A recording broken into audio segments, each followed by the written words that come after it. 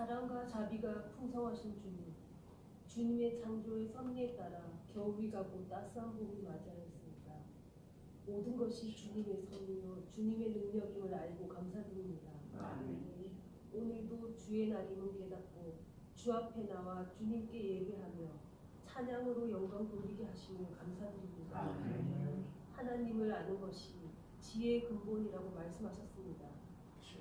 다른 곳에서 지혜를 구하지 않게 하시고 오직 하나님께 지혜를 구할 수 있는 믿음의 성도들이 되게 하옵소서. 인덕원 꿈의 교회를 축복하셔서 세상을 빛을 밝히는 빛이 되게 하시고 하나님의 나라가 이곳에서 확장되는 역사가 있게 하여 주옵소서. 무엇보다도 주위에 있는 이단과의 싸움에서 넉넉하게 이길 수 있는 믿음 있는 능력 있는 교회로 세워 주옵소서. 꿈의 교회 성도들에게 축복하시고 하나님의 말씀을 담아내기 부족함이 없는 성도가 되게 하시고 어려운 삶 속에도 귀한 믿음을 지켜내어 모두가 복받고 천국의 소망을 확신하는 성도들이 되게 하옵소서. 지진으로 어려움을 당하고 있는 터키에도 주님의 자비의 손길을 구합니다. 그곳에서도 하나님의 섭리와 뜻을 알게 하옵소서. 이 나라 이 민족을 축복하시고 인도하시고 위정자들이 우선 하나님을 알게 하시고 하나님을 두려움으로 섬기는 축복받은 민족으로 인도하시며 작지만 세계를 선도하는 위대한 민족으로 세워주옵소서. 오늘도 다니엘 세우신 목사님에게 능력 주시고 종말로 오늘 말씀하실 때 두려움으로 그 말씀을 들으며 준비하는 복된 성도들이 되게 하옵소서. 예수님 이름으로 기도합니다.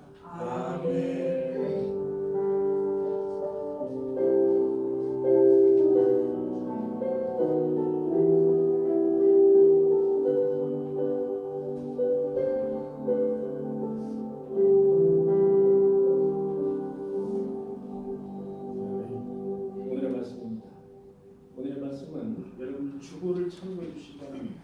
주보에 요한계시록 21장 1절부터 교독 한번 하도록 하겠습니다. 주보를 보시기 바랍니다. 또 내가 보니 거룩한 성 새 예루살렘이 하나님께로부터 하늘에서 내려오니 그 준비한 것이 남편을 위하여 단장한 것 같더라. 땅은 너로 말미암아 저주를 받고 넌 내 평생에 수고하여 그 소산을 먹으리라. 땅이 내게 가시덤불과 엉겅퀴를 낼 것이라. 너는 흑인이 흙으로 돌아가리라. 네, 로마서 8장 19절의 말씀입니다. 피조물들이 고대하는 바는 하나님의 아들들이 나타나는 것이 피조물이 허무한데 굴복하는 것은 자기의 뜻이 아니요 오직 굴복하게 하시는 이로 말미암음이라. 이 바라는 것은 피조물로 썩어짐의 종로로 단 데서 해방되어 하나님의 자녀들의 영광의 자유에 이르는 것입니다. 아멘.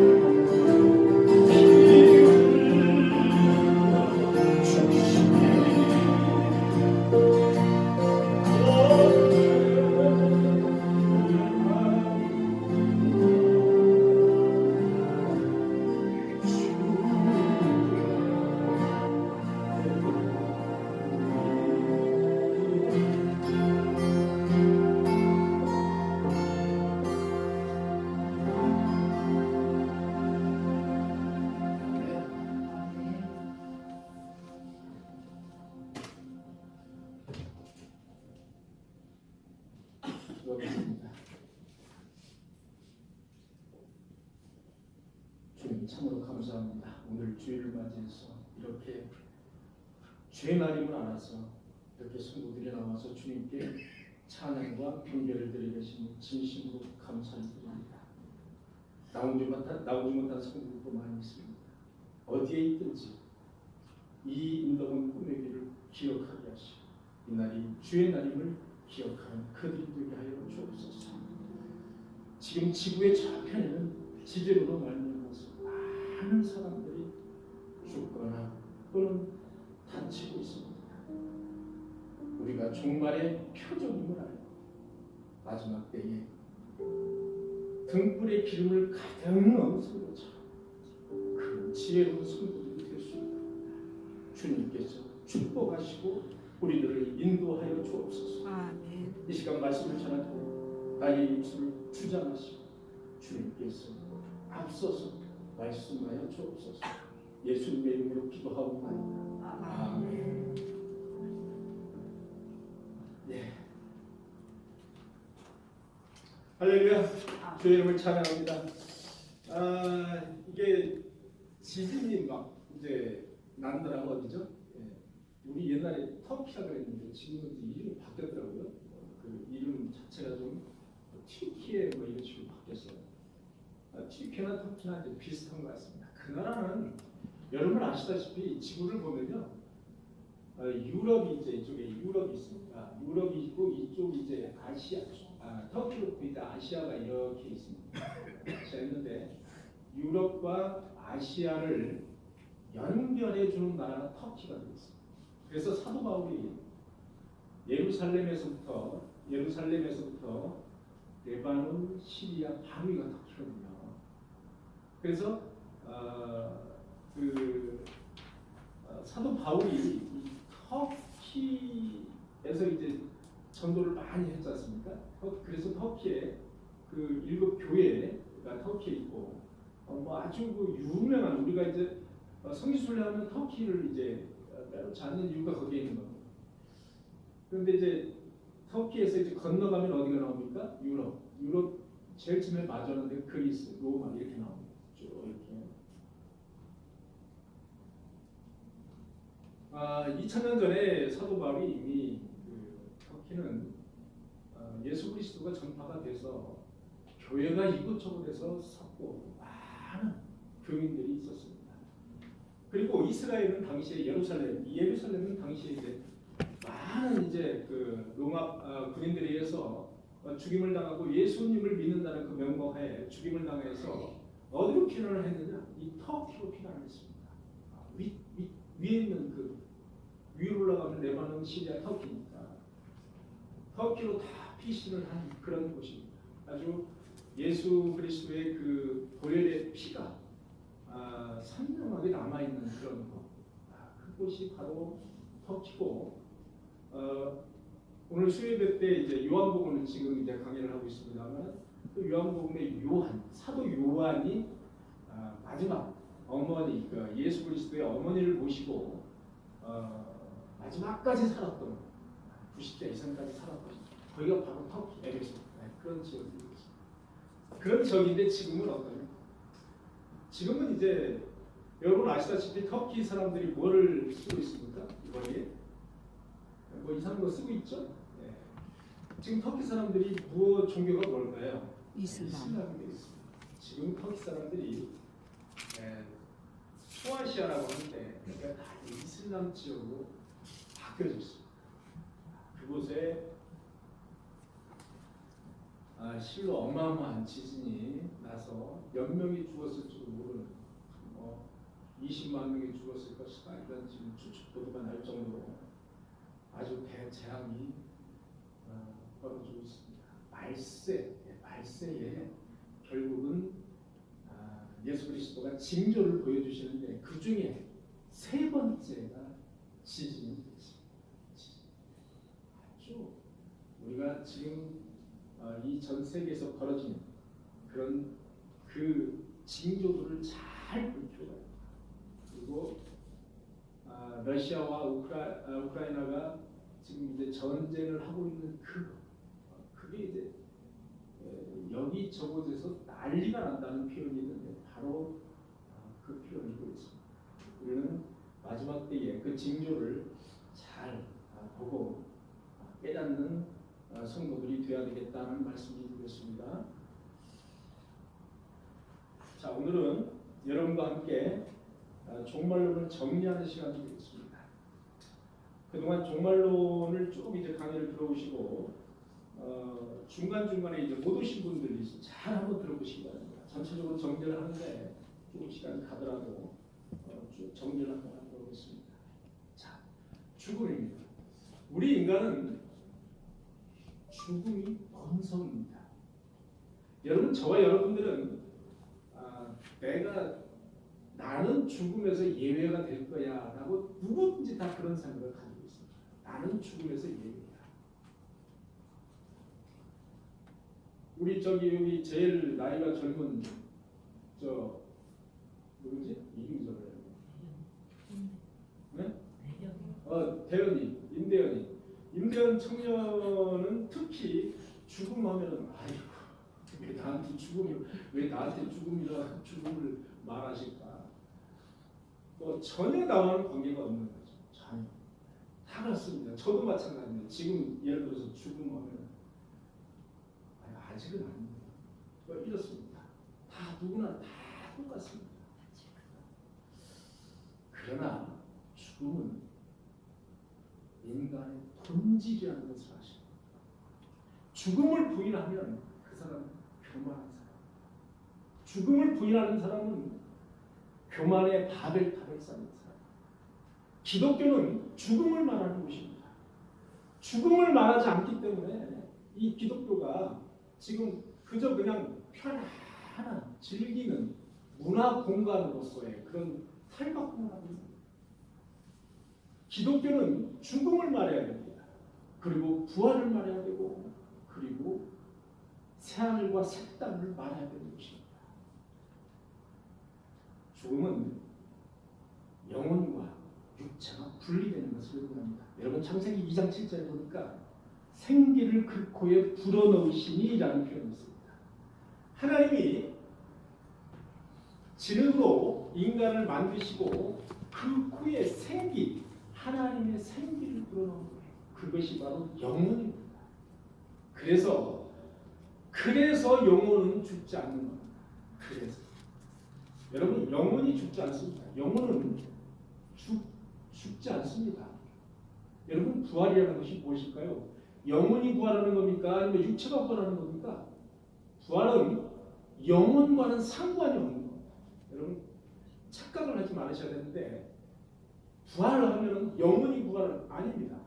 부활은 육체가 부활하는 겁니다. 아주 다른 의미입니다.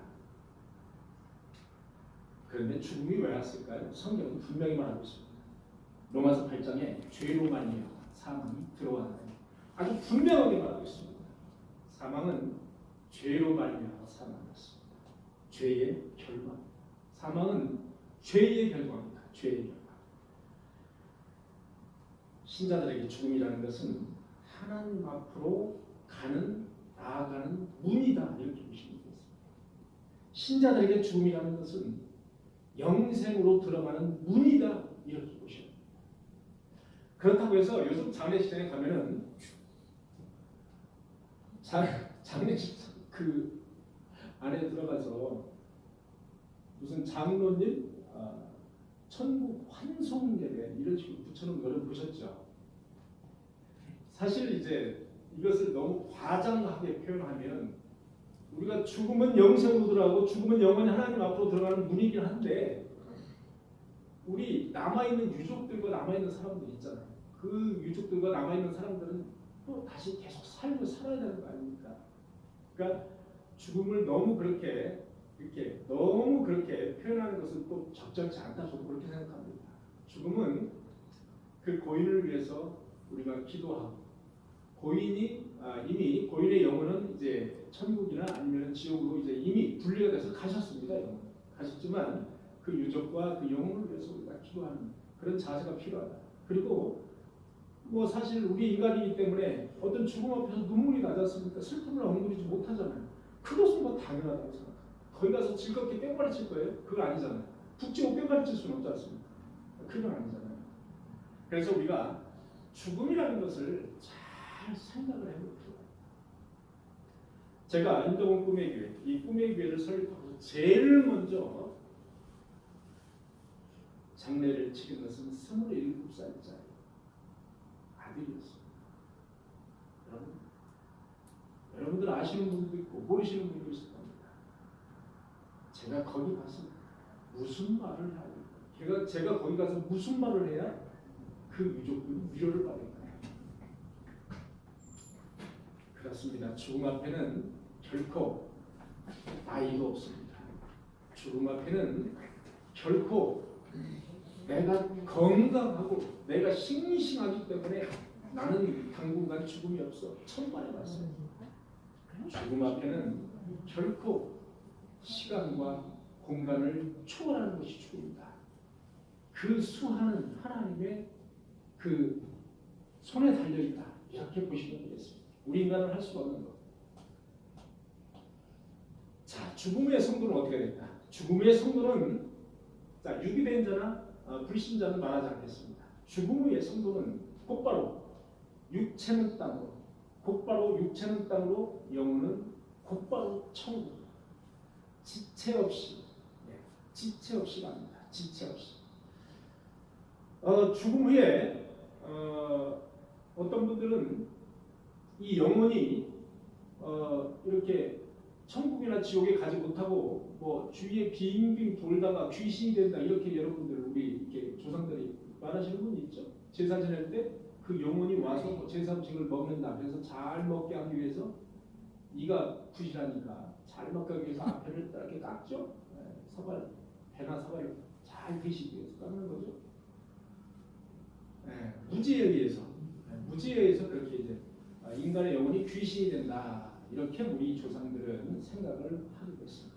그러나 성경이 말하는 분명한 것은 죽으면 곧바로 영혼은 천국으로 가고 지체 없이 천국에 가서 나중에 여호와의 그날 재림 때 다시 육체가 부활해서 신비체로 다시 영원히 살 수 있는 신비체로 만들어집니다. 그것이 바로 여호와의 재림이 되겠습니다. 죽은 성도의 영혼은 이렇게 곧바로 지체 없이 갈 대로 갑니다. 오늘 내가 나와 함께 낙원에 있습니다. 오늘 내가 나와 함께 천국에 있습니다. 분명히 말씀하시는 거죠. 그리고 우편 강도에게 오늘 내가 나와 함께 오늘 내가 나와 함께 오늘 내가 나와 함께입니다. 그러니까 여기에서 내일이나 또는 모레나 약 한 일주일쯤 있다 너와 함께 있으리라가 아닙니다. 오늘 내가 나와 함께 낙원에 있습니다. 오늘이에요. 왜? 오늘 줄 것을 예수 그리스도는 알고 계셨기 때문에 그렇습니다. 강도도 오늘 줄 것을 알고 있는 거예요. 그래서 오늘이라는 단어를 예수님은 쓰신 겁니다. 또 부자와 나사로의 비유도 마찬가지입니다. 부자와 나사로 거지가 죽어서 그 아브라함 품에 안겼을 때 그것도 역시 마찬가지로 그 아브라함 품에 안긴 것은 바로 영혼이 있습니다. 그것이 영혼. 그래서 고린도전서 5장 1절에 보면 우리가 거하는 이 집은 지금 우리가 살고 있는 이 집들은 거하는 곳은 잠시 우리가 거하는 텐트와도 같은 처소, 텐트와도 같은 임시 처소, 임시 텐트, 텐트고 임시 텐트다. 이렇게 보시면 되겠습니다. 우리는 우리가 사는 아파트 또는 우리가 사는 이 빌라 또는 우리가 사는 여러 장소, 이 장소에서 하나님이 주시는 은혜만큼 누리다가 가면 되는 겁니다. 우리가 너무 큰 욕심을 막 무리하게 부린다든지 또 그래 임시 텐트야? 그래? 그러면 오로지 그 교회 가서 오로지 여호와의 그날만 우리가 기다리고 기도하고 있어야 되겠다라고 한 곳에 이렇게 완전히 경사되는 그런 신앙생활을 해서는 안 돼요. 그렇게 되면은 바로 사이비 이단에 쭉쭉쭉쭉 곧바로 빠진다는 거죠. 그래서 천국의 소망을 바라볼 수 없는 그런 성도가 된다. 자, 지옥에 대해서 말씀을 여러분께 드렸습니다. 지옥은 게헨나라는 곳인데 영육이 함께 거하는 장소가 지옥과 천국입니다. 자, 우리가 지옥과 천국이라는 것은 처음에는 우리가 영혼이 이제 죽으면 영혼이 먼저 거하는 장소이긴 한데 예수님이 마지막 때 예수님이 재림을 하시게 되면 우리 육체가 부활해서 영혼과 함께 다시 신비체로 다시 만나서 영원히 거하는 천국, 또 영원히 거하는 곳이 지옥이다. 이렇게 보시면 되겠습니다. 그래서 마태복음 10장 28절 보면 몸은 죽여도 영혼은 능히 죽이지 못하는 자들을 두려워하지 말고 오직 몸과 영혼을 능히 지옥에서 멸하실 수 있는 이를 두려워하라. 몸과 영혼이라는 단어가 다 포함이 되어 있습니다. 오로지 몸과 영혼. 그래서 지옥과 천국은 나중에는 몸과 영혼이 같이 거하는 장소다. 이렇게 보시면 됩니다. 영혼만 거하는 곳이라든지 육체가 가서 거하는 곳 이런 곳이 아니라 몸과 영혼이 함께 가서 거하는 곳이 바로 지금 말하는 지옥이다. 천국도 마찬가지입니다. 그리고 지옥은 영원한 형벌의 장소입니다. 마태복음 18장 8절, 마태복음 25장 41절에 보면 영원한 불이라는 단어가 지옥은 지옥불, 유황불 이렇게 불로 의미를 합니다. 그러나 그 불이 실제로 우리가 이야기하는 그 불인지 아니면은 비유적인 그런 요한계시록에서 쓰는 그 불인지 그것을 우리가 분명하게 단정하기는 어렵다. 그러나 분명히 불 또는 유황불, 소금을 치듯 하는 불에 시달릴 것이다. 이런 불이라는 표현이 성경에는 등장하는 걸 보면 분명히 육체와 영혼이 거하는 지옥에는 분명히 불이 있을 것이다 라고 이제 보는 겁니다. 지옥은 영원한 불이다 이런 표현입니다. 안서니 후쿠마의 지은 천국과 지옥이라는 책을 보면 지옥은 영원한 불인데 내면적 또는 외면적 고통이 영원한 곳이다. 내면적, 외면적, 그러니까 내면적, 외면적 고통이 영원한 곳이 바로 지옥이다. 이렇게 표현을 했습니다. 그리고 지옥은 죽음이 없는 곳입니다. 죽음이 없는 곳이라는 뜻은 무엇이냐? 과거도 없는 곳입니다. 현재도 없는 곳입니다. 그곳은 시간의 개념이 없는 영원한 곳입니다. 바로 우리가 시간 속에서 살고 있는데 시간 속에서 살 때는 불이 한번 붙으면 분명히 그 시간 일정 시간이 지나면 꺼집니다. 그런데 이곳은 시간의 개념이 없다. 우리가 살고 있는 곳은 크로노스의 시간이라고 했죠. 그리고 그곳은 하나님이 계신 그곳은 크로노스의 우리가 시간이 있는 곳이 아니라 영원한 세계, 이 카이로스의 세계라고 했죠.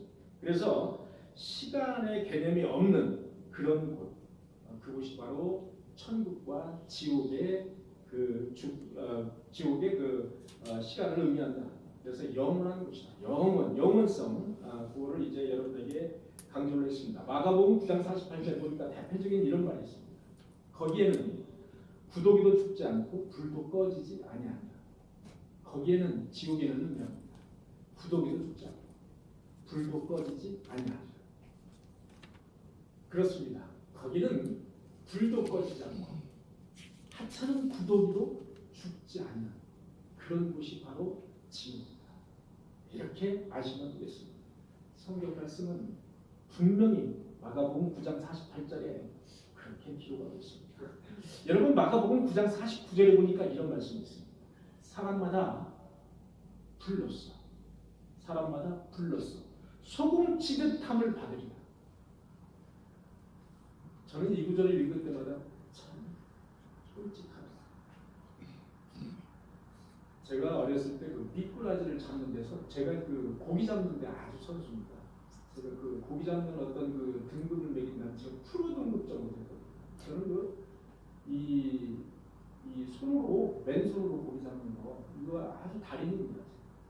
그래서 냇가에 저를 딱 틀어놓으면 그 맨손으로 쫙 잡으셔서 고기 잡는 거 아주 선수입니다. 그래서 어렸을 때부터 제가 그 꼬맹이가 어디를 갔느냐 어렸을 때부터 내과는 너무나 자주 가는 곳이니까 논을 갑니다. 논. 추수가 끝난 무렵에서 논을 가서 삽을 하나 들고 가서 뭐를 잡느냐, 미꾸라지를 잡는 거예요. 미꾸라지를 엄청 지금 생각하면 많이 잡았습니다. 제가. 그것도 참 꼬맹이가 삽으로 구멍을 찾아서 미꾸라지를 잡는 거예요. 그만큼 제가 이 뭐를 물고기 잡는 걸 되게 좋아했던 거예요. 근데 잡아가지고 오면 엄마가 소금을 쳐요. 소금. 거기다가 소금치고 얼른 좀 덮어놓는데 그 불러서 소금치탐을 받아요. 그 소금을 치면 미꾸라지들이 여러분 아시죠? 아주 얼마나 바람을 하는지 불러서 소금치탐을 받아요. 그것이 바로 지옥이야. 어쩌면 그렇게 기가 막히게 표현을 그렇게 했는지. 요한계시록 14장 10절에 보면 그도 하나님의 진노의 포도주를 마시리니 그 진노의 잔에 섞인 것이 없이 부은 포도주라. 거룩한 천사들 앞과 어린 양 앞에서 불과 유황불로 고난을 받았다. 불과 유황불이라는 단어가 나왔어. 지옥은 이렇게 불과 유황불 또는 불로 소금치탄 이런 단어들이 이런 표현들이 나온다는 거죠. 그래서 요즘 교회들은 이렇게 이런 표현과 이런 말들을 하지 않죠. 이런 말을 하면 성도들이 실족하고 성도들이 싫어합니다. 이런 말을 하지 않습니다. 그러나 분명히 마가복음에 9장쯤 들어가면 여러분 지옥에 대해서 표현을 하고 있습니다. 이렇게 구체적으로 표현하고 있습니다.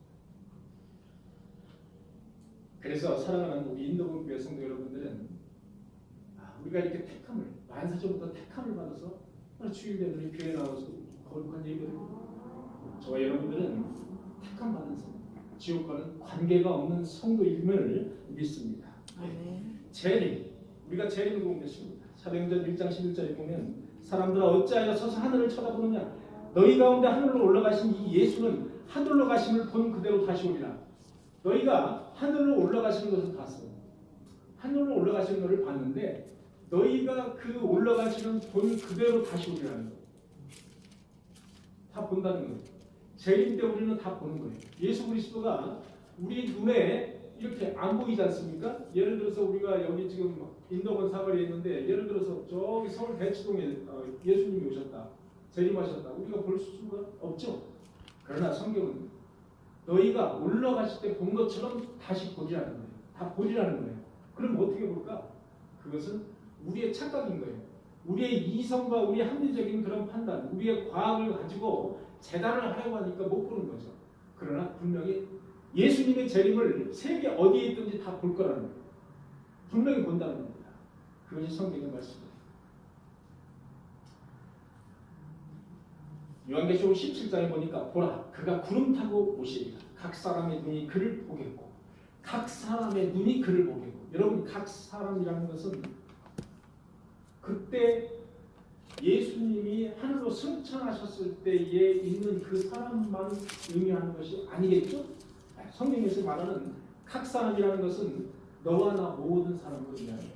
그래서 각 사람이 각 사람의 눈이 그를 보겠고 이렇게 성경은 요한계시록 17장에 말을 하고 있습니다. 요한계시록 22장 20절에 보니까 내가 진실로 속히 오리라 하더라. 내가 진실로 속히 오리라. 예수님은 내가 진실로 속히 오겠다라고 약속하십니다. 그러니까 요한이 뭐라고 하느냐? 아멘. 주 예수여 어서 오시옵소서.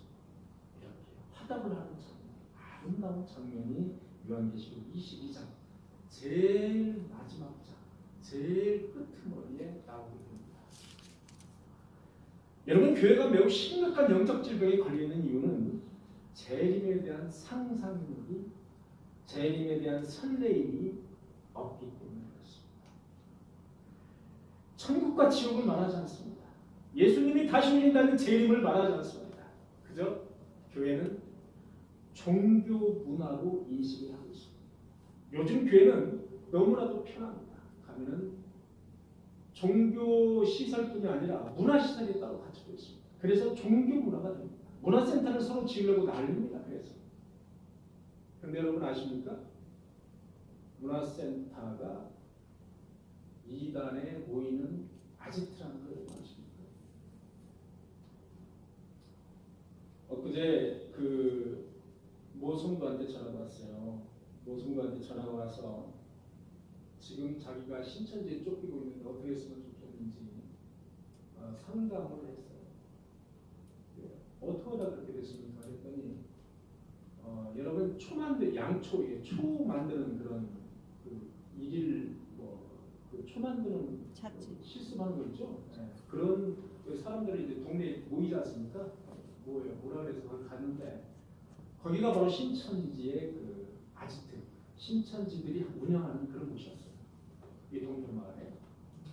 그래서 이제 거기서 이제 알게 돼서 너무 좋은 거예요. 그래서 거기서 이제 주소도 주고 전화번호도 준 겁니다.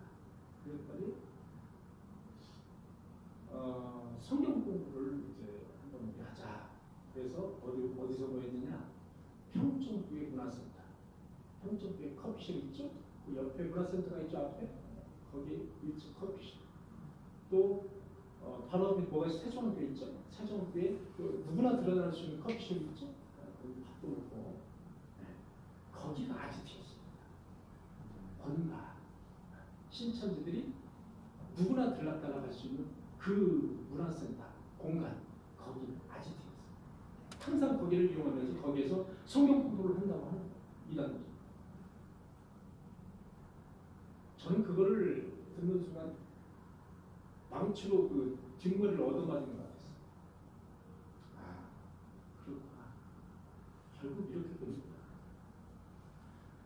그래서 신천지인을 이제 알아채고 이상하다는 걸 알아채고 저에게 전화를 해서 단호하게 방법을 알려줬습니다. 단호하게 풀어야 된다. 인정사정을 보여줘서는 안 된다. 그랬더니 그 다음날 아침에 문을 열고 아파트 문을 열고 나왔는데 선물이 아파트 앞에 딱 갖다 놓은 선물이 문자가 왔어요. 선물을 앞에 두고 갑니다. 무슨 선물이냐? 먹을 거. 손수 뭐를 막 맛있는 걸 해가지고 이것저것 해가지고 한 바구니 이렇게 해가지고 먹은 거예요. 제가 느낀 게 있습니다. 야, 신천지는 우리보다 낫다. 제가 그걸 느꼈습니다. 신천지는 저희보다 나아요. 저희보다 열정과 그 성경이 순수하지 않아서 그렇지 해석이 순수하지 않아서 그렇지 열정과 그 열심은 우리 그 정통 교회 교인들보다 훨씬 낫습니다. 지금도 못 끊고 있을 거예요. 지금도. 왜? 계속 오니까.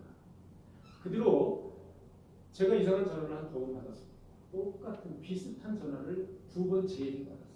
오늘 제가 인도군 꿈의 교회 가서 도시락을 30인분을 가지고 가겠습니다. 저희는 농협중앙의 실외 팀입니다. 오늘 가서 뵙도록 하겠습니다. 준비 안 하셔도 됩니다. 식사 준비를. 이런 비슷한 전화를 이제 각각 다른 사람으로부터 2번을 제가 받은 거예요. 이 사람들이 이렇게 다시 이제 본격적으로 다시 이제 우리 꿈의교회를 접근을 또 하는구나. 누구를 통해서 이렇게 접근을 할까? 물론 저희가 이제 주부를 안아주고 전도를 하게 했지만 이 사람들이 이제 다시 또 본격적으로 이렇게 만만한가 보다 우리가 교회가 작고 인원이 딱 이제 낚아채가기도 너무나도 좋은 그런 인원이라 만만한가 보다 그런 생각을 하고 제가 지금 경계를 이제 하고 있는 중입니다. 그렇습니다. 교회는 이렇게 심각한 어떤 질병에 걸려 있는데 재림 또는 부활 또는 새하늘과 새 땅 이런 것을 강조하지 않기 때문에 그냥 편안한 그런 종교문화 그냥 편안하게 왔다가 그냥 커피 한잔 마시고 이야기하고 성걸도 교제하고 그저 그냥 이렇게 편안한 곳이 되거든요. 경각심이 없는 거죠. 그러나 여러분 이단은 어떻게 해서 이단들이 그렇게 열심을 내게 되느냐? 바로 요한계시록과 이 구원론을 기가 막히게 경각심을 갖도록 그렇게 해서 그래서 그들에게 심어주는 거예요. 생생한. 그래서 정상적인 신앙생활. 그 정상적인 신앙생활을 하지 못한다고 합니다. 항상 14만 4천 교리에 내가 들어가지 않으면 절대로 안 된다는 그 경각심이 깨어있는 거예요. 그래서 그들은 몸과 마음을 다 바치는 거예요. 그러나 우리는 거기에 목적이 있는 것은 아닙니다. 우리의 삶은 정상적인 삶을 살아야 합니다. 정상적인 삶을 살면서 하나님을 믿고 우리가 생활을 해야지, 그렇게 한쪽에 너무나 경사돼서 오직 그것만 바라보고 오직 세월과 새 땅만 바라보고 모든 것을 다 포기하는 인생, 그것은 정착한 삶이 아닙니다. 구겨진 삶입니다. 하나님이 보실 때도 기뻐하는 삶이 아니다라는 것, 저는 분명히 단언합니다. 자, 넘어가도록 하겠습니다. 재림의 목적은 무엇일까요? 예수 그리스도의 재림의 목적은 최후의 심판을 위해서입니다. 최후의 심판을, 의인과 죄인을 구별하기 위해서 재림을 하신다. 그러면 성도들은 어떻게 할까요? 성도들은 그저 그 재림에 나팔 불 때만에 기다리는 그런 성도가 되볼까요? 교회 와서 그냥 나팔 불 때만 그냥 오직 그냥, 여러분 옆에 여기 주위에 그 있는 교회가 대표적인 교리가 그겁니다. 빨리 교회 와서 우리가 살아있을 때 나팔이 들려지니까, 하나님의 나팔 소리가 들리니까, 우리가 살아있을 때 하나님의 나팔 소리가 들린다는 얘기는 우리가 살아있을 때 재림을 한다는 얘기예요. 저를 강조합니다. 그러니까 저와 여러분들은 다 같이 건강하고 좋은 음식 먹고 유기농 음식 먹고 건강하게 버텨야 됩니다. 이겁니다. 그게 기본적인 교리입니다. 그래서 나팔 불 때, 예수님이 재림하실 때, 저와 여러분들이 살아있을 때 그 나팔 불 때가 오니까 정신 바짝 차리고 절대로 교회 신앙생활 루저기 하지 말고 열성을 가지고 해야 됩니다. 이겁니다. 여러분, 시험도 정말로 그 우리 구원파 말고도 사천에 들어가야지만이 우리가 구원을 얻는다. 그 사람들만 구원을 얻는다. 시험도 종말론이나 다름이 없습니다. 여호와 증인 마찬가지. 다 시험도 종말론이다. 또 다미성교회, 그 말씀을 보냈던 다미성교회 마찬가지로 시험도 종말론이다. 우리는 나팔 불기만을 기다릴 것이 아니라 우리 정상적인, 우리에게 하나님이 주신 정상적인 생활을, 일상생활을 하면서, 그리고 주일에 와서 안식일을 거룩히 지키는, 주일을 거룩히 지키는 그런 자세가 돼요. 옛날부터 우리가 기독교가 약 한 120년 되지 않습니까? 기독교가 들어와서부터 우리나라는 할 일이 없었습니다. 농번기 때나 조금 바쁘지 그 외에는 할 일이 없는 거예요. 화목하게 집에서 노는 거예요. 사람들, 선교사들이 와보니까 너무 노는 거예요. 그냥 막걸리만 마시고 담배 피고 막걸리 마시고 하트 치고 맨 그러는 거예요. 와보니까. 이 사람들은 어떻게 될까? 이 사람들을 교회로 무조건 불러들여야 됩니다. 그래서 주일 예배 가지고는 안 되겠다. 그래서 새벽 기도회를 통해서 매일 불러드려야 되겠다. 왜냐? 그때는 전기가 잘 안 들어올 때니까 일찍 자는 거예요. 일찍 자니까 언제 일어납니까? 새벽 2, 3시면 일어나는 겁니다. 여러분 새벽 2, 3시 일어나시는 분 계시죠? 지금도. 일찍 주무시면 새벽 2, 3시면 일어나요. 새벽 2에 일어나서 할 일이 없잖아요. 그러면서 선교사들이 본 거예요. 그래서 새벽 기도를 하고 있습니다. 그래서 매일 새벽에 그들을 나오게 했어요. 그것도 부족한 거예요. 너무 텀이 많은 거예요. 주일과 주일이 일주일이나 되는 거예요. 안 됩니다. 수요 기도를 만들어요. 수요 예배를 만듭니다.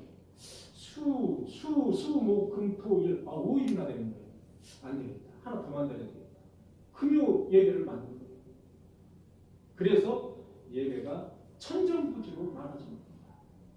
여러분, 우리는 성경에 나오는 예배가 아니에요. 인간이 만든 예배입니다. 인간의 신앙생활을 잘 하도록 그렇게 만든 예배예요.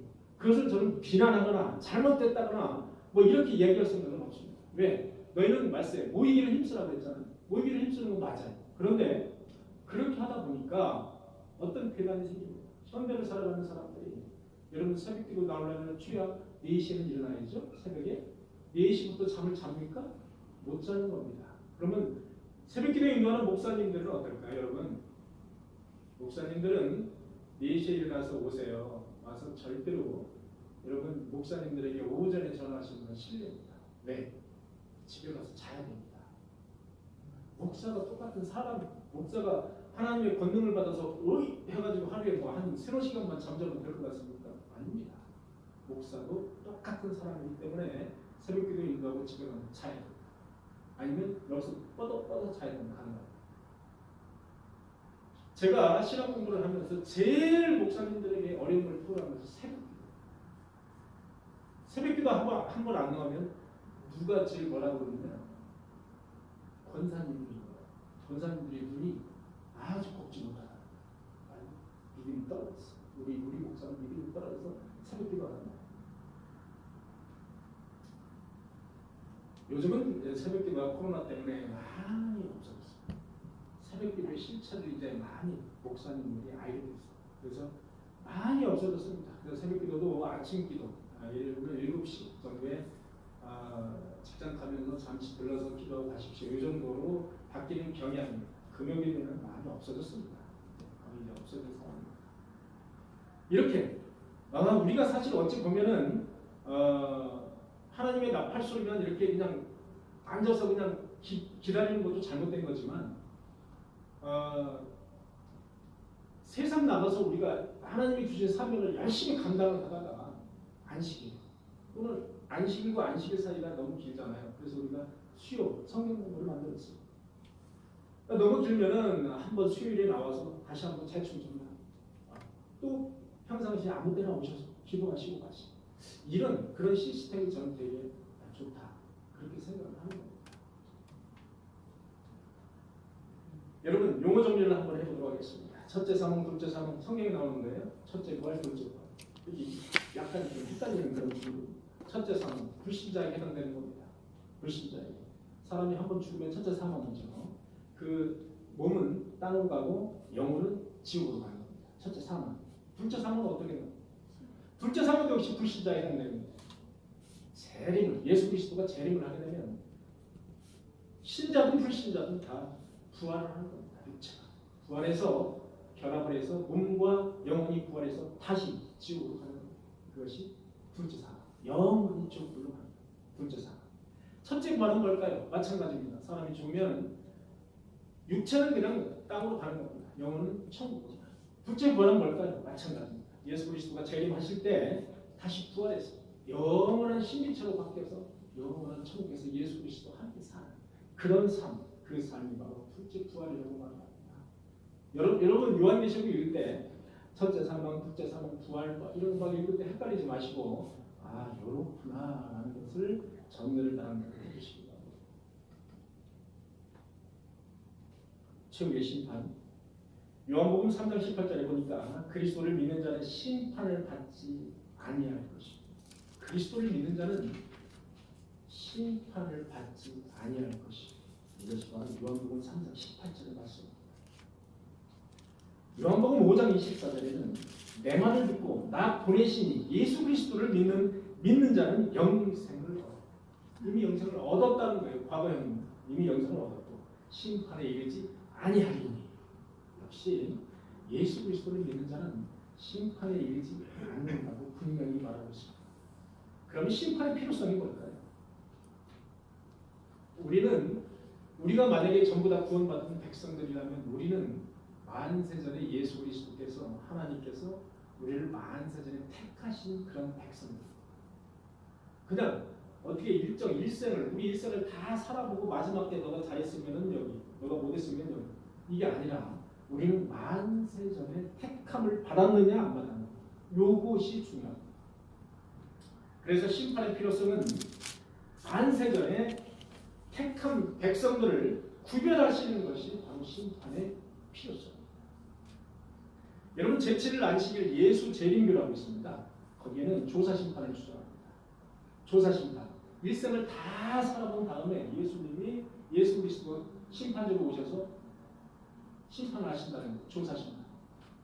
조사심판에 반대해서 최근에 제7일 안식일교회에서 기독교로 개종하신 분이 이상구 박사라고 말씀드렸죠. 네, 이상구 박사님이 여차여차해서 조사심판 이거 조사심판 이거 문제니까 강하게 바로 그 문제 제기를 한 구절이 바로 만세전에 우리를 택했느냐 택하지 않았느냐. 우리는 만세전에 이미 택한 백성들이다. 그런데 어떻게 조사심판에서 다시 마지막 인생을 살아보고서 이쪽 저쪽을 나누나? 이거는 잘못된 교리다. 그래서 이상구 박사님이 최근에 3년 정도 됐는데 기독교 개종을 하셨습니다. 이 조사심판을 받았습니다. 여러분, 심판의 주체는 누굴까요? 심판의 주체는 심판주는 예수 그리스도입니다. 요한복음 5장 22절 보니까 아버지께서 아무도 심판하지 아니하시고 심판을 다 아들에게 맡기셨나니, 심판을 하나님의 아들 독생자 예수 그리스도에게 심판주를 맡기셨습니다. 그 권한을 맡기셨습니다. 자, 여러분, 심판의 도우미가 있다고 그랬죠? 심판의 도우미는 누가 첫째? 천사가 있다고 했습니다. 심판의 도우미는 천사. 둘째? 성도들입니다. 심판의 도우미는 천사와 성도들이 심판의 도우미다. 성경 말씀을 보면 마태복음 13장 41절에 그런 말씀이 있습니다. 인자가 그 천사들을 보내리. 그들이 그 나라에서 모든 넘어지게 하는 것과 불법을 행하는 것들을 거두어내어 풀무불에 던져 넣으리니 거기서 울며 이를 가르게 되리라. 인자가 천사를 보내리. 즉 심판은 천사와 함께, 그 동역자라고 할까요? 도움이라고 할까요? 그 동역자인 천사와 함께 하신다. 또 성도들입니다. 고린도전서 6장 2절과 3절을 보니까 성도가 세상을 판단할 것을 너희가 알지 못하는, 성도가 세상을 판단할 날이 온다는 거예요. 분명히 그렇게 말씀하고 있습니다. 성도가 세상을 판단할 것을 너희가 알지 못하는, 성도들도 영화롭게 변한 상태에서, 신비롭게 변한 상태에서 예수 그리스도 심판주와 함께 심판의 도우미 역할을 합니다. 심판의 도우미 역할을 하는 것은 천사와 우리 성도들이 심판의 도우미 역할을 한다. 이렇게 보시면 됩니다. 그런데 심판의 도우미 역할을 불순종하거나 거역하거나 반대로 하는 그런 천사들이 있다고 했죠. 그렇게 타락한 천사를 뭐라고 한다? 우리는 귀신이라고 합니다. 그 타락한 천사를 귀신이라고 한다. 또는 타락한 천사 장을 마귀라고 합니다. 또는 사탄이라고 합니다. 그래서 사탄과 마귀는 복수로 쓰지 않고 단수로 씁니다. 장이기 때문에, 타락한 천사 장이기 때문에 그렇습니다. 그래서 우리는 사탄 또는 마귀라고 합니다. 그 밑에 쫄개들을 우리는 귀신이라고 합니다. 귀신. 그래서 사람의 영혼이 귀신이 되는 것이 아니라 하나님이 거느리는 그 무수히 많은 천사 중에서 하나님의 말씀에 불순종한 그런 천사, 타락한 천사들을 우리는 귀신이라고 한다. 그것을 우리가 알아야 됩니다.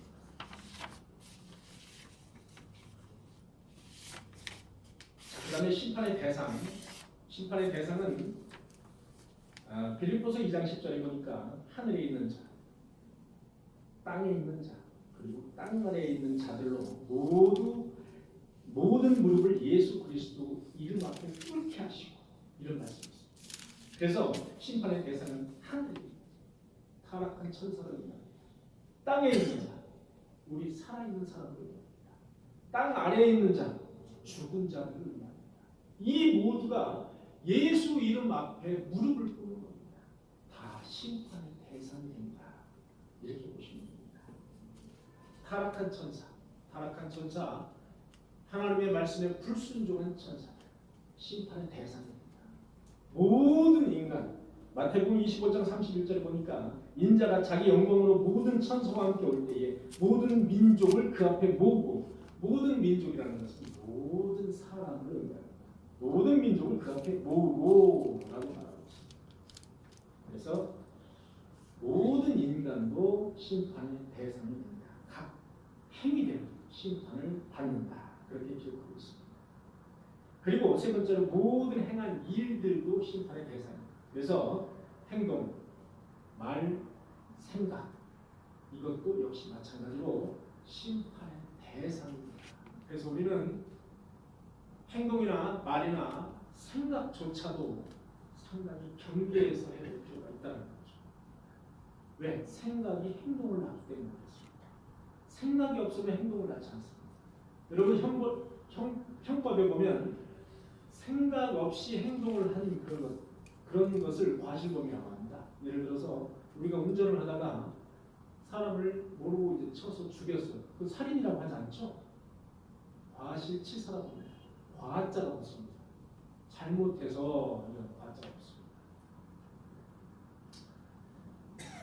붙습니다. 그래서 모든 행한 일들, 자기 생각과 판단과 그리고 말과 행동 이런 것들이 다 하나님의 심판의 대상이 된다라는 것을 우리는 알고 우리가 신자로서 이것들을 조심해서 우리가 살고 조심해서 말을 하고 한 사람에게 상처를 주지 않도록 어떤 사람에게 상처를 주지 않도록 그렇게 우리가 해야 됩니다.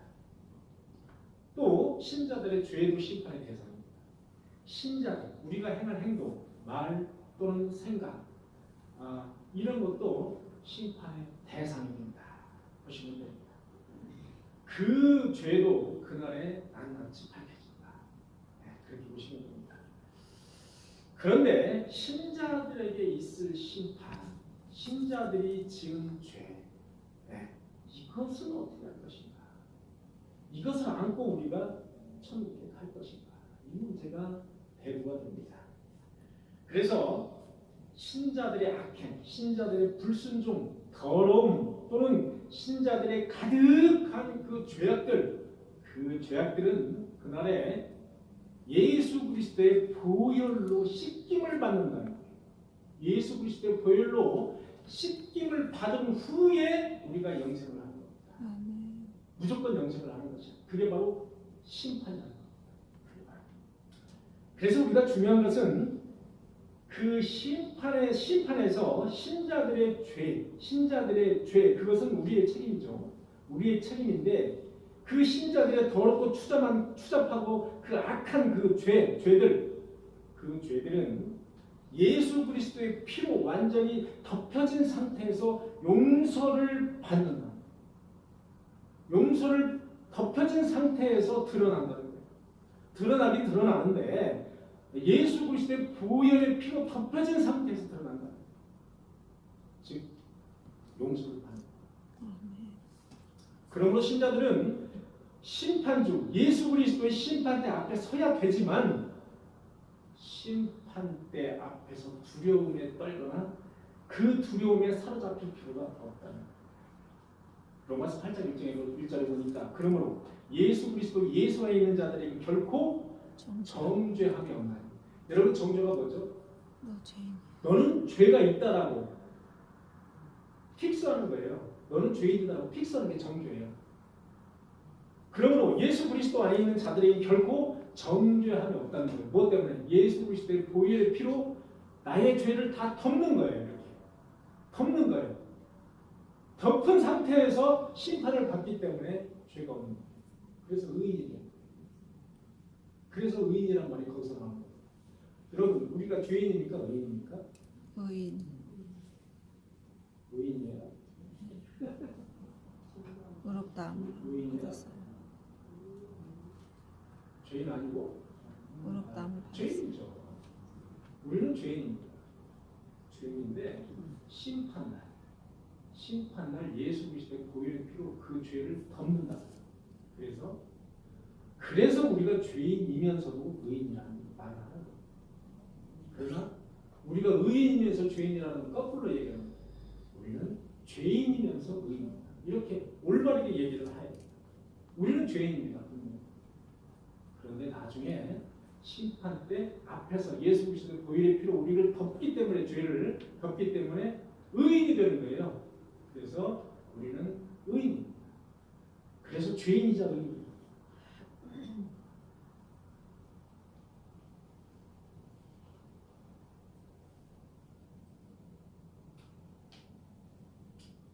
자, 이게 너무 많아서 건너건너 띄워서 중요한 것만 다시. 여러분 심판의 기준이요. 심판의 기준. 여러분 심판의 기준은 하나님의 뜻입니다. 심판의 기준은 하나님의 계시입니다. 뜻, 하나님의 뜻입니다. 어떤 사람은 예수 그리스도가 살아 계실 때 이렇게 예수 그리스도를 실제로 보고 그분이 말씀하시는 것도 보고 느끼고 이렇게 살았던 사람들이 있겠죠? 그 지방에 그런 사람들을 의미하는 겁니다. 또 목사나 장로나 우리가 권사님들이나 이렇게 직분을 아주 한준 직분을 받으신 분들도 마찬가지로 어떻다고 봐야 돼요? 더 충분한 계시를 받았다. 서리 집사님보다 더 충분한 계시를 받았다고 봐야 되겠죠? 그런 분들은 더 큰 책임입니다. 더 큰 책임입니다. 성경 말씀을 읽어보도록 하겠습니다. 마태복음 11장 20절의 말씀입니다. 예수께서 권능을 가장 많이 행하신 고을들이 회개하지 아니하며 그때에 책망하시되 뭐 있을진저? 화 있을진저 고라시나 화 있을진저 벳세다. 고라신과 벳세다는 어느 지역이라고 했죠? 예수님 많이 활동하신 그런 아주 가장 많이 활동하신 지역이죠. 예수님께서 공생애를 가장 많이 하신 지역. 그 지역의 사람들이 분명히 예수 그리스도의 계시를 받은 하나님의 계시를 받은 사람, 더 많이 받은 사람들이죠. 다른 데보다. 그렇기 때문에 그 상관은 더 큰 죄를 책임있다. 그래서 그들에게 회개하지 않고 아주 악행을 하는 그들에게 화있을지 저주를 하고 계시는 장면을 우리가 볼 수 있습니다. 그래서 우리는 목사, 장로, 권사 이렇게 교회에서 더 큰 직책과 직분을 가지고 있는 사람들이 더 많이 큰 책임이 있다는 것을 아시고 나중에 천국에 가세요. 그때 책망을 받지 않으려면 그 직분에 걸맞는 행동, 그 직분에 걸맞는 말 해야 됩니다. 그것이 상당히 중요합니다. 구약과 신약 모두에서 하나님의 충분한 계시를 우리는 받았죠. 구약도 있고 신약도 있고 그죠? 성경을 보면 다 나옵니다. 이렇게 구약과 신약을 통해서 우리가 계시를 충분히 받은 사람들, 이런 사람들은 구약과 신약에 나오는 성경 말씀에 어떻게 반응하느냐에 따라서 심판을 받는다고 했습니다. 그 다음에 구약과 신약 전혀 구약도 모르고 신약도 몰라요. 지금도 저 아프리카 오지에 사는 사람들이 있다고 했죠.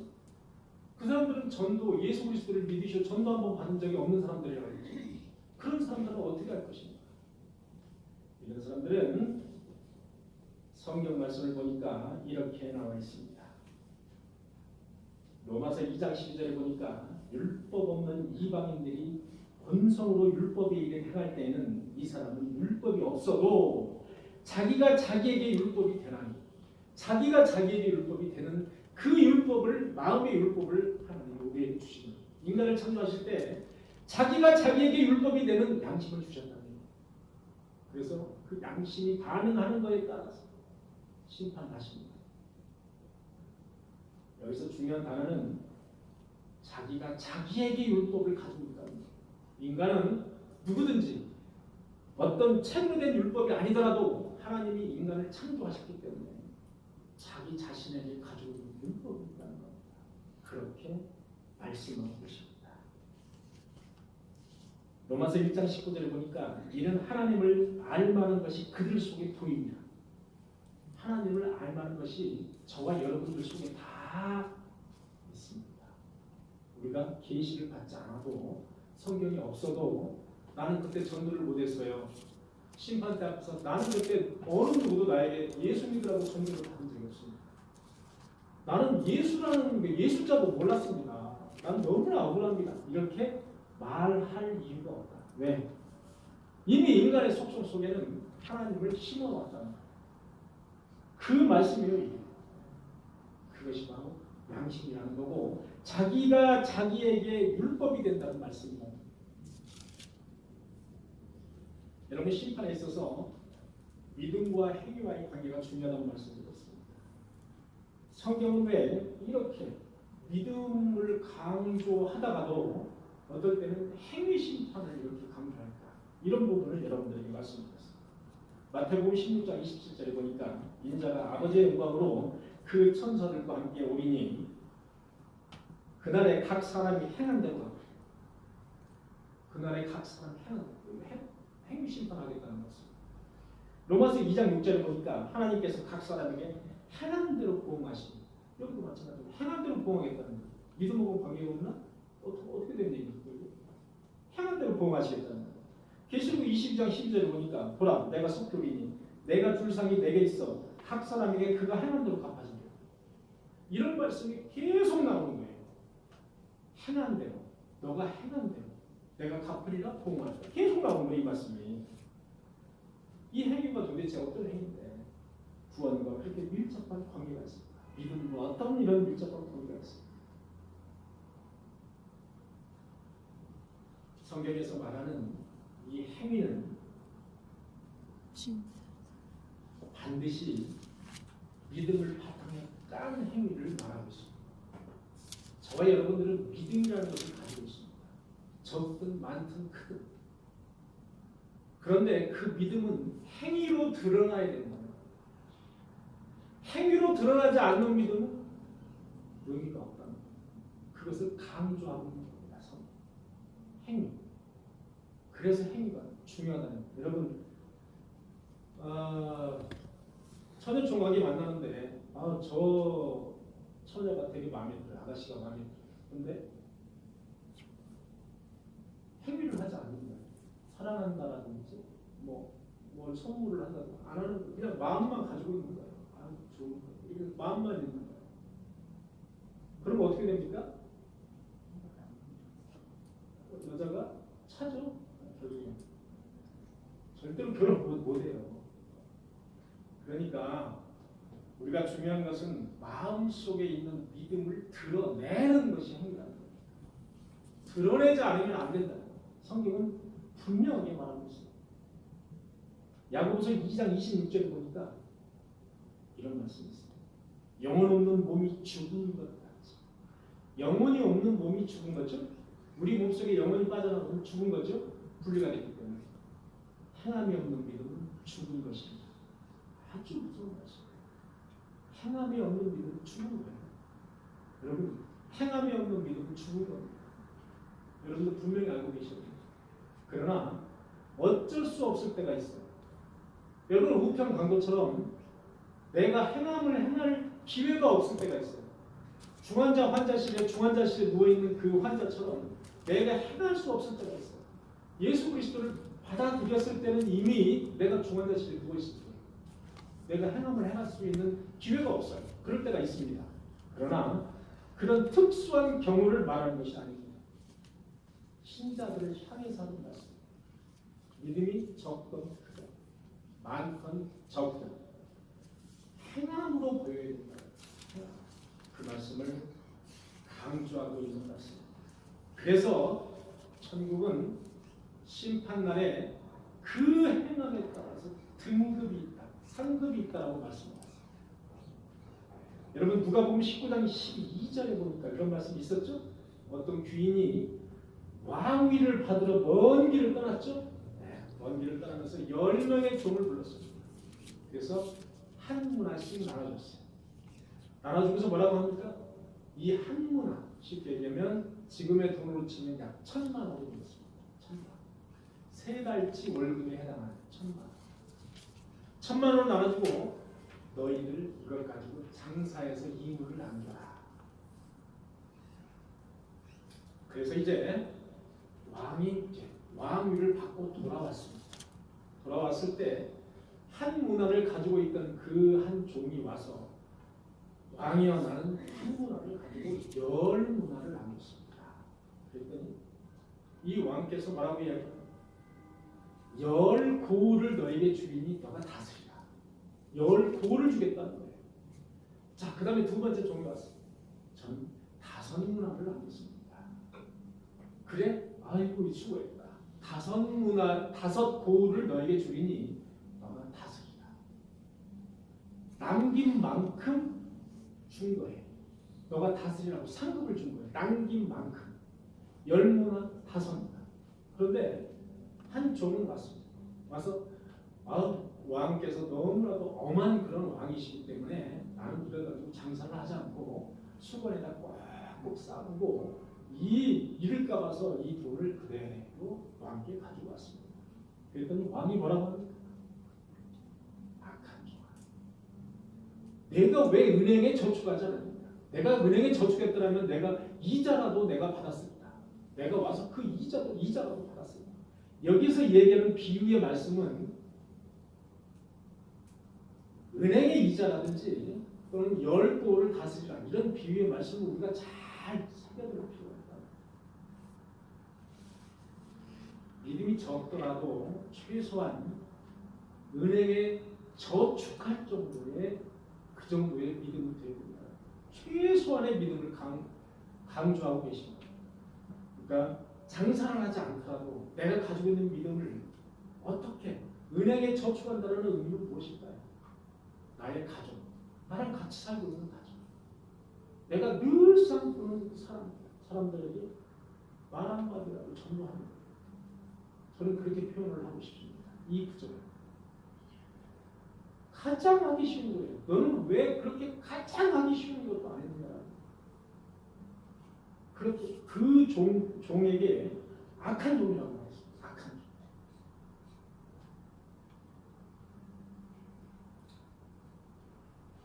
하나님께서는 우리에게 주신 그 사명과 달란트를 사용해서 남긴 열매만큼 상을 주십니다. 그래서 천국은 상의 등급이 있다. 분명한 등급이 있다. 예수 그리스도의 비유의 말씀에 의해서 분명하게 그렇게 말하고 있습니다.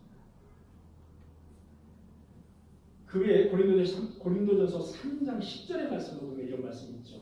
내게 주신 하나님의 은혜가 그리스도라는 기초 위에 믿음이라는 건축물을 짓고 있습니다.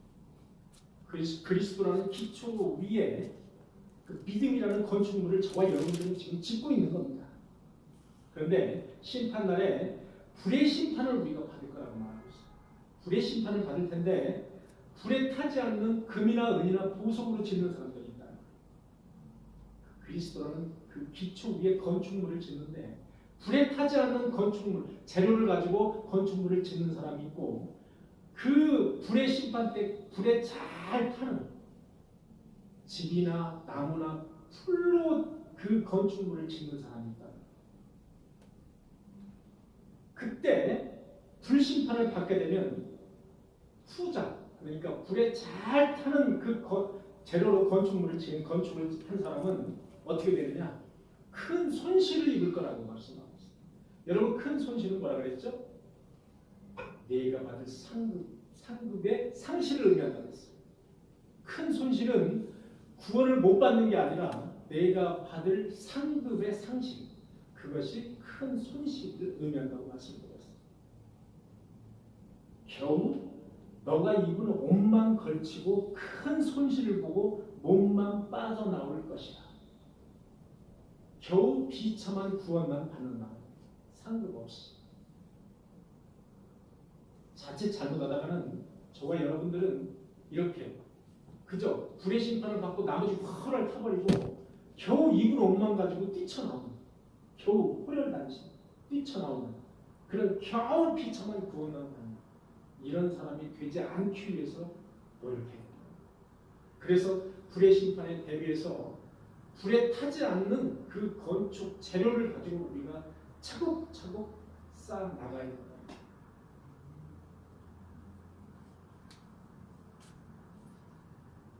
지난주에 새하늘과 새 땅에 대해서 여러분과 말씀을 나눴어요.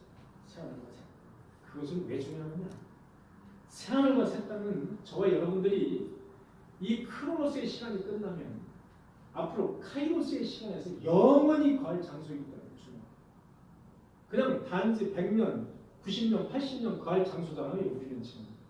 그런데 그 나라는 우리가 영원히 거해야 될 장소가 바로 새하늘과 새 땅이기 때문에 그래서 새하늘과 새 땅이 중요하다는 거예요. 영원이라는 영원, 우리가 이제 영원이라는 그 영원 속에 그 한 토막이 있습니다. 하나님이 이 세상을 창조하고 이 세상이 끝나는 게 한 토막이 되는 거예요. 이 한 토막, 이 한 토막을 우리는 지금 살고 있습니다. 그거 바로 크로노스의 시간이라고 합니다. 시간과 싸움을 하고 있는 거죠. 시간과 싸움. 그런데 그날에 여호와의 그날에는 바로 하나님의 시간이 카이로스의 시간이 다시 옵니다. 영원 속에 그 시간이 다시 온다는 거죠. 지금도 하나님의 시간은 영원 속의 그 시간입니다만 우리는 영원 속에서 이렇게 한 토막을 잘라내서 우리가 살고 있는 거죠. 이 세상에 창조가 있으면 이 세상은 끝이 있다는 거죠. 그것이 우리가 바로 말하는 크로노스, 시간을 살고 있는 우리의 삶이 되겠습니다. 그리고 새하늘과 새 땅은 인간이 살고 있는 지구 또는 우주가 어떻게 영광스러운 모습으로 질적인 변화를 할 것인가 너무나도 궁금한 거예요. 이것이 궁금증이 없으면 새하늘과 새 땅에 대한 소망이 없는 거죠. 그날에 물질이 녹아진다고 했어요. 물질이 녹아지면 이게 어떻게 될까? 물질이 녹아진다. 물질이 녹아지는 걸 보면 불의 심판도 있을 것 같은데 이런 어떤 호기심이 거기서 발동을 해야 돼요. 새하늘과 새 땅, 새롭게 모든 것이 다 녹아져서 없어진다는 뜻이 아니라고 했죠. 새하늘과 새 땅은 모든 것이 소멸되는 것이 아니라고 했죠. 소멸되고 없어지는 것이 아니라 질적인 변화가 된다. 질적인 변화가 된다. 소멸되는 것이 아니라 변화된다는 질적인 변화. 그걸 이제 갱신이라고 말했습니다. 그래서 여호와의 그날에는 새하늘과 새 땅이라는 그곳은 바로 변화된 새하늘과 새 땅, 변화된 땅.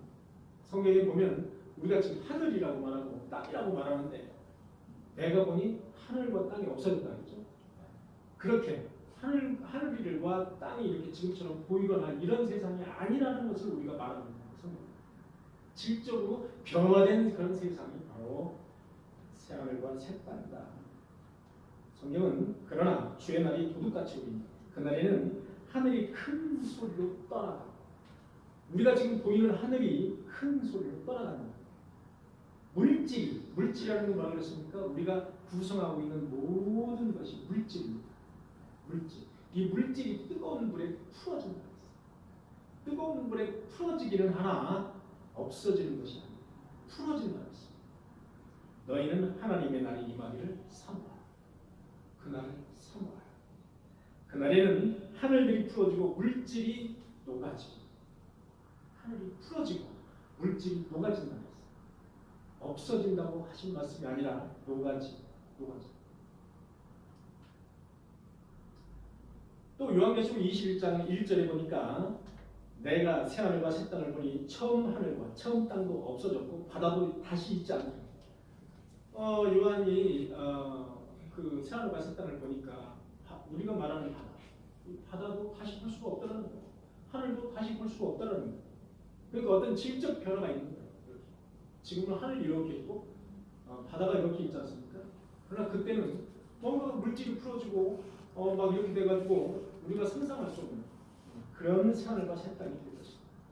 그런데 그 준비한 것이 신부가 남편을 위하여 단장하는 것. 이런 비유의 표현입니다. 신부가 남편을 위하여 단장한 것 같이 설레이는 곳이 그곳이 바로 새하늘과 새 땅이라는 거예요. 어떻게 표현할 수가 없기 때문에 이렇게 표현한 겁니다. 요한계시록은 구체적으로 표현하는 그런 대목도 있지만 이렇게 비유적인 설명으로 그냥 대처를 하는 것도 너무나도 많습니다. 신부가 신랑을 위하여 단장을 한 것 같다. 이 속에는 설레임이 들어있습니다. 설레임. 그런데 이 새하늘과 새 땅은 피조물도 고대한다는 거예요. 피조물. 우리가 사는 이 피조물도 고대한다는 거예요. 여러분 창세기 3장 17장 오늘 읽은 말씀입니다. 땅은 너로 말미암아 저주를 받고 여러분 땅이 저주를 받았다는 거예요. 아담 이후 우리 인간도 저주를 받았죠. 그런데 땅도 저주를 받았습니다. 땅도. 창세기 3장 17절에 나오는 말씀입니다. 너로 말미암아 땅이 저주를 받고 너는 네 평생에 수고하여야 그 소산을 먹으리. 내 평생에 수고해야 내 소산을 먹겠다는 거예요. 이제부터는 너가 저주를 받아서 그래서 우리 인간은 다 저주받은 인간입니다. 그래서 쫓겨난 인간. 그 땅이 너한테 가시덤불과 엉겅퀴를 낼 것이다. 가시덤불과 엉겅퀴를 낸다는 거예요. 땅이. 그래서 여러분 땅을 1년만 경작하지 않으면 거기에 풀, 가시덤불, 뭐 각종 못된 그런 것들이 막 사람 키보다 더 크게 나죠. 그럼 어떻게 됩니까? 수고해서 그걸 또 경작해야 되는 거예요. 이건 말씀합니다. 땅은 저주를 받아서 이렇게 가시덤불과 엉겅퀴, 아주 뿌리가 아주 엉겅퀴는 뿌리가 아주 강하죠. 그런 엉겅퀴를 낸다는 거예요. 저주를 받아서 그렇다는 거예요. 너는 흙이니 흙으로 돌아가지. 너는 흙이니 흙으로 돌아가는 저주를 받은 거예요. 거기에서 우리는 죽음이 있는 겁니다.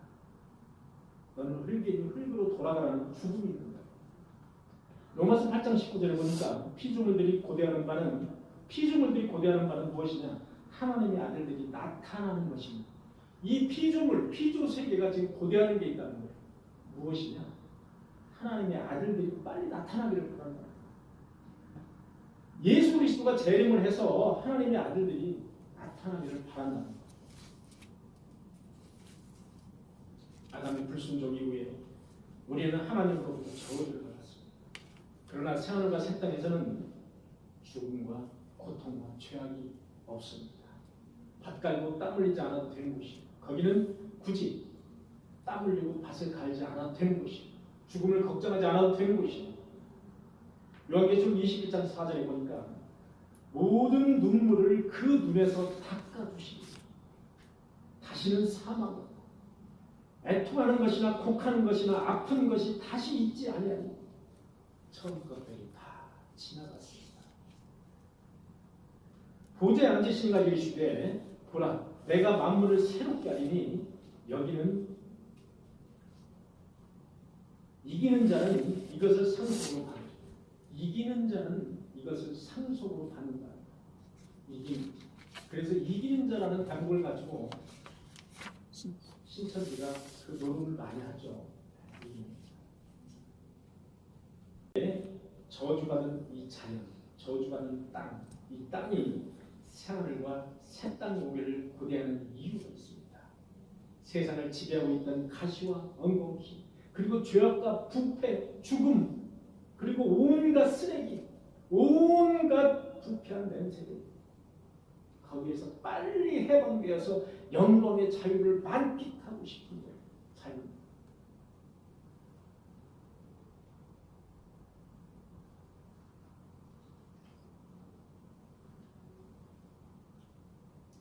사랑하는 성도 여러분, 저와 여러분들은 죽음과 고통이 있는, 그리고 땀을 흘려야 살아갈 수 있는 그런 곳에서 우리는 지금 살아가고 있습니다. 죽음의 비참한 그 비참함 속에서 우리는 지금 살아가고 있습니다. 그리고 가시덤불과 엉겅퀴가 있는 그런 자연 속에서, 그 땅 속에서 우리는 삶을 살아가고 있는 거예요. 그러나 머지않아서 그리스도의 재림의 날이 올 것이고, 그때는 우리가 이 세상에서의 장난감 놀이를 그대로 멈추고 모두 하나님의 심판대 위에 설 것입니다. 그리스도라는 기초 위에 불심판에 잘 견디는 금이나 은이나 보석으로 잘 집을 지어야 되겠습니다. 그리스도라는 기초 위에 불에 타지 않는 금은 보석으로 잘 집을 지어서 나중에 천국과 또는 하나님이 주시는 상급이라는 두 가지, 이 모두를 기쁨으로 받아들이는 저와 여러분들이 되시기를 간절히 축원합니다. 아멘. 아멘.